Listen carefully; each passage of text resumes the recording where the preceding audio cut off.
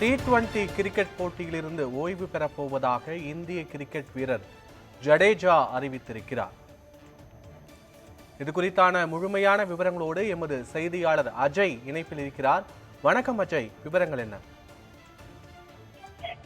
வணக்கம் பத்மநாபன்.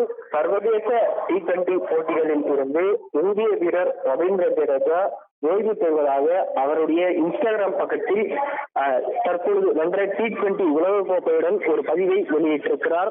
இதுவும் நிறைந்த நன்றியுடன் T20 சர்வதேச போட்டிகளில் இருந்து விடைபெறுகிறேன்.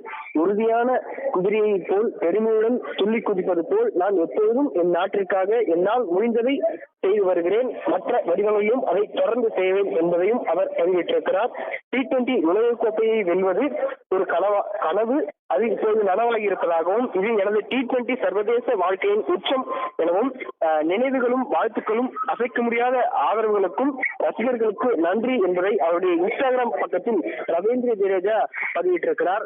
தொடர்ந்து இப்படியான ஒரு பதிவு என்பது நேற்றைக்கு அந்த T20 உலகக்கோப்பை இறுதிப் போட்டி முடிந்ததும் இந்தியா 17 வருடங்களுக்கு பிறகு இந்த கோப்பையை கைப்பற்றியதும் தன்னுடைய ஓய்வை விராட் கோலி அப்பொழுதே அறிவித்தார். அதன் பிறகாக இந்திய கேப்டன் ரோஹித் சர்மா T20 போட்டிகளில் இருந்து ஓய்வு பெறுவதாக அறிவித்தார். அதனைத் தொடர்ந்து இன்று ரவீந்திர ஜடேஜா இந்த ஓய்வை அறிவித்திருக்கிறது என்பது கிரிக்கெட் ரசிகர்களுக்கு ஒரு அதிர்ச்சியை ஏற்படுத்தியிருக்கிறது. 17 வருடங்களுக்கு பிறகு T20 உலகக்கோப்பையை வென்ற ஒரு மகிழ்ச்சி இருந்தாலும் கூட இப்படி தொடர்ந்து 3 நட்சத்திர வீரர்கள் ஓய்வை அறிவித்திருப்பது கிரிக்கெட் ரசிகர்களுக்கிடையே மிகுந்த அதிர்ச்சியை ஏற்படுத்தி இருக்கிறது. தொடர்ந்து